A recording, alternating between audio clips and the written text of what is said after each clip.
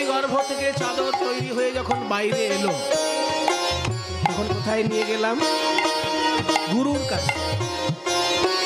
মাতৃগর্ভ থেকে বেরোলেই কি মানুষ হওয়া যায় বাবা? মানুষ তখনই হয় যখন সে শিক্ষকের কাছে পড়াশোনা করে আর আচার্যের কাছে দীক্ষা গ্রহণ করে উপাসনা করে। দুটো জিনিস চাই।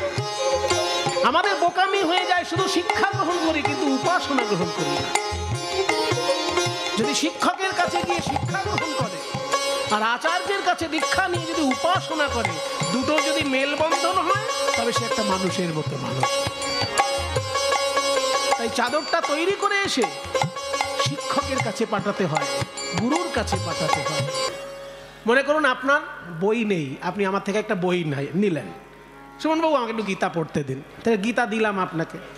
এবার দেখা গেলাম আপনি গীতাটা নিয়ে আপনি এমন করলেন, পাতা ভাঁজ করে করে মুড়ে মাড়ে এমনভাবে দিলেন আমাকে গীতাটা ফেরত। আর জীবনে যদি অন্য কোনো বই চান আমি দেব? আমি যেমন দিয়েছি তেমনি পরিষ্কার পরিচ্ছন্নতা আমাকে ফেরত দেওয়া উচিত। যদি দেন তাহলে আবার পাবেন।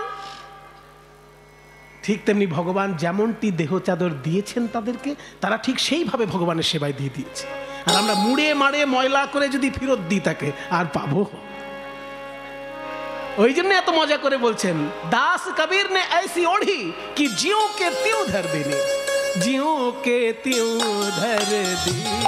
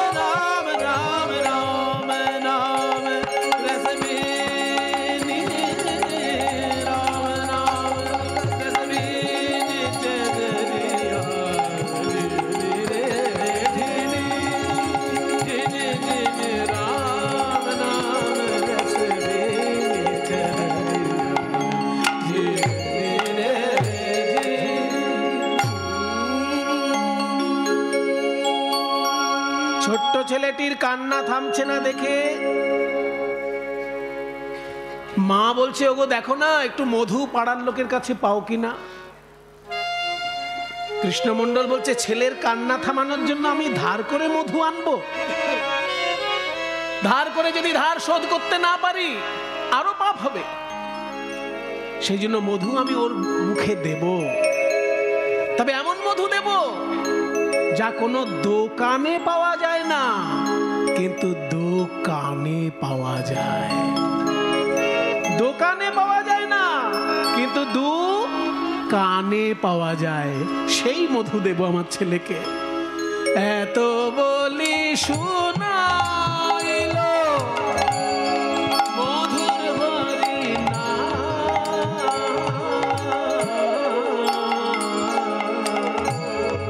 এত বলি শুনাইল মধুর হরিনাম,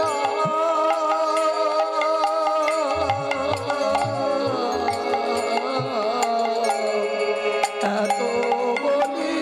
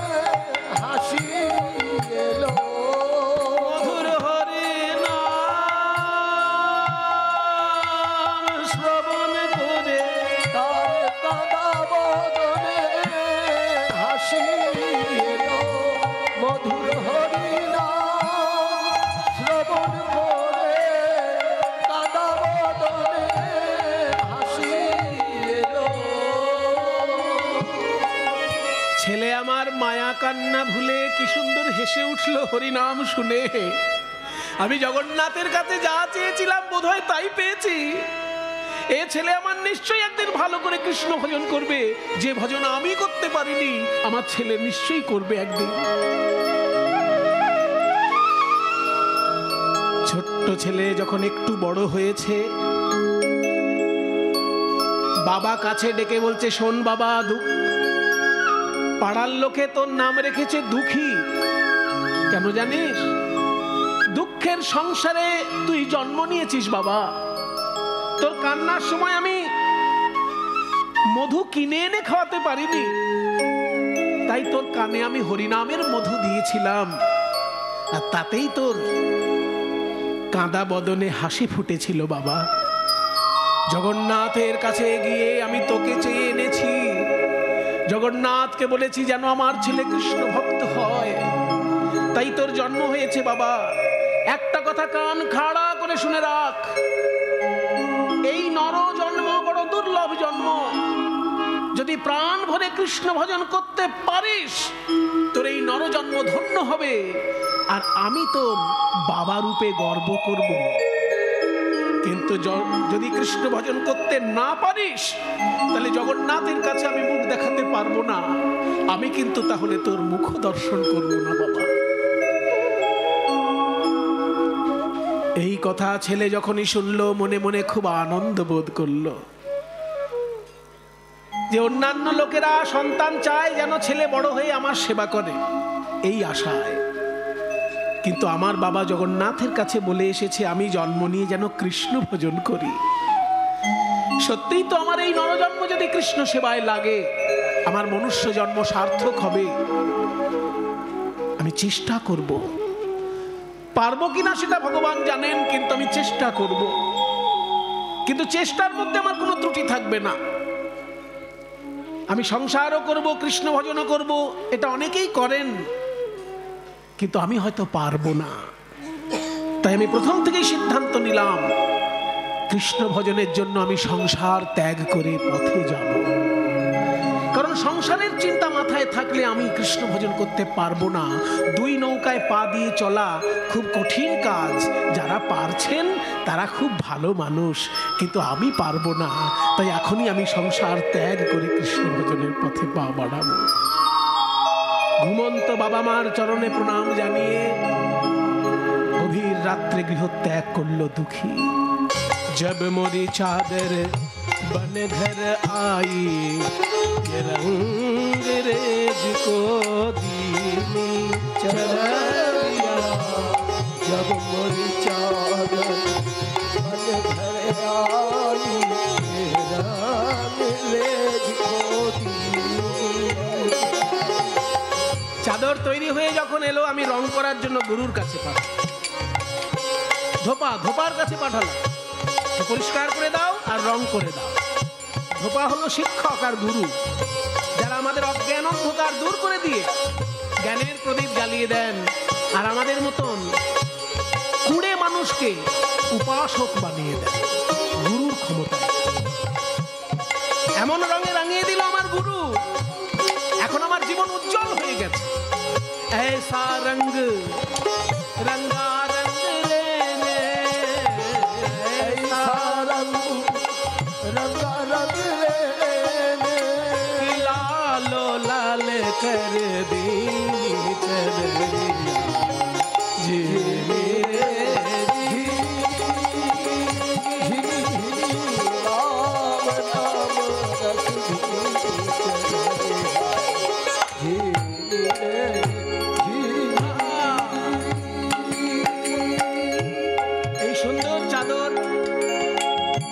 আমি পেয়েছি তা নয়, আপনারা পেয়েছেন তা নয়, পূর্ব যুগে আচার্যগণ পেয়েছে। তারা কারা?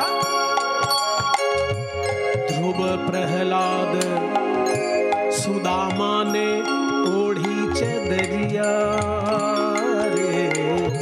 ধ্রুব প্রহ্লাদ সুদামা ने ओढ़ी चदरिया रे।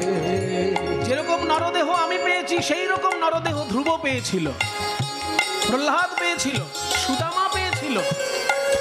কিন্তু তারা সদ্ব্যবহার করেছে, আমরা সদ্ব্যবহার করতে পারিনি। ধ্রুব প্রহ্লাদ সুদামানে ওढ़ी,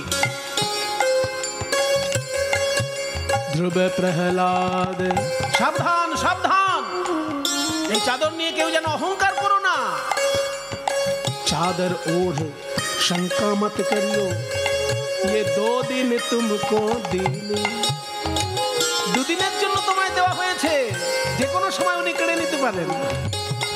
2 दिन तुमको দিনি। मूर्ख लोग ये भेद नहीं जाने, মূর্খ লোকেরা এসব কথায় কান দেয় না। তারা কি করে জানো? দিন मैली, দিনে দিনে তারা ময়লা করে ফেলে এই চাদরটাকে। দিন দিন मैली की नीचे दरी,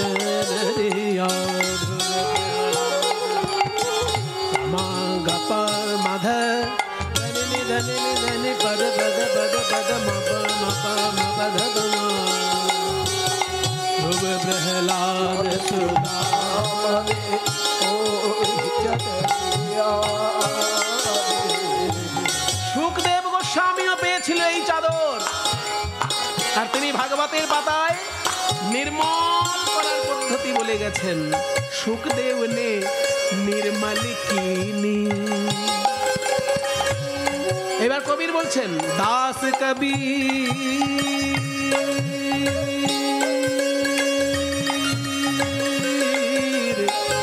দাস কবির ने ऐसी ओढ़ी, दास कबीर ने ऐसी ओढ़ी कि ज्यों की, मजार कथा, दास कबीर ने ऐसी ओढ़ी कि ज्यों की त्यों धर देनी।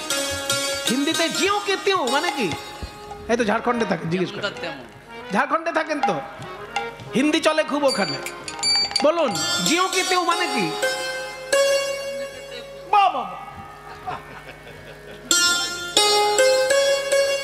জিও কে তিও মানে যেমনকে তেমন, যেমনটি দিয়েছেন তেমনটি ফেরত দিলাম। আস্তে দাঁড়াও, একটু বুঝিয়ে দিই। আমি চলে যাই, আমি চলে যাই,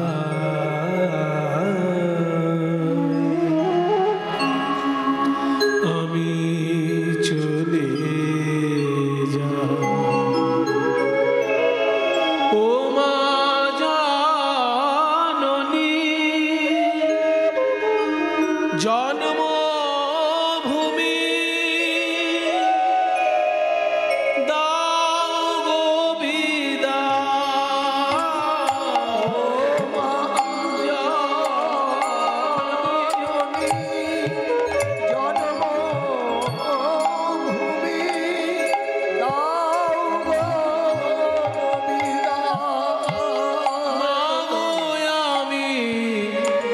চলে যা।